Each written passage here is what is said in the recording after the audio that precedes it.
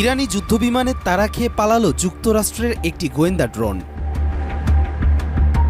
যুক্তরাষ্ট্র ও ইরানের মধ্যে চলমান উত্তেজনার মধ্যে নতুন করে আলোচনা এসেছে ইরানি যুদ্ধবিমানে ধাওয়ার মুখে পালিয়ে যাওয়া একটি মার্কিন রিপার ড্রোন। ইরানের সংবাদ মাধ্যম নূর নিউজ এক প্রতিবেদনে জানিয়েছে, দেশটির আকাশসীমার কাছাকাছি চলে আসায় ইরানি F-14 যুদ্ধবিমান ও ড্রোন মার্কিন গোয়েন্দা ড্রোনটিকে ধাওয়া করে। প্রতিবেদনে বলা হয়েছে, ইরানের সশস্ত্র বাহিনী দেশের আকাশসীমার নিরাপত্তা রক্ষায় সর্বোচ্চ সতর্ক অবস্থানে রয়েছে। পাশাপাশি মধ্যপ্রাচ্যে যুক্তরাষ্ট্র বা এর মিত্রদের যে কোনো আক্রমণের কড়া জবাব দেওয়ার হুঁশিয়ারি দিয়েছে তারা।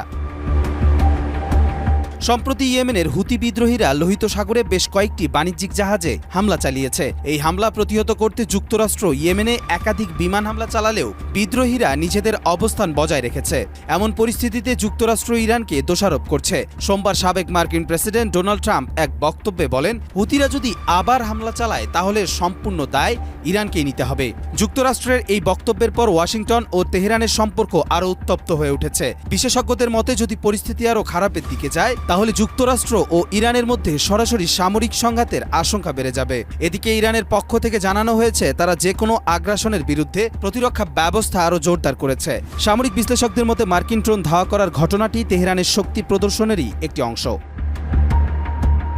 মধ্যপ্রাচ্যের ক্রমবর্ধমান উত্তেজনার মধ্যে এই ঘটনা যুক্তরাষ্ট্র ও ইরানের মধ্যকার সম্পর্ককে আরও জটিল করে তুলেছে। বিশেষজ্ঞরা আশঙ্কা করছেন, এই পরিস্থিতি নিয়ন্ত্রণ করা না গেলে এটি বড় ধরনের সামরিক সংঘাতে রূপ নিতে পারে।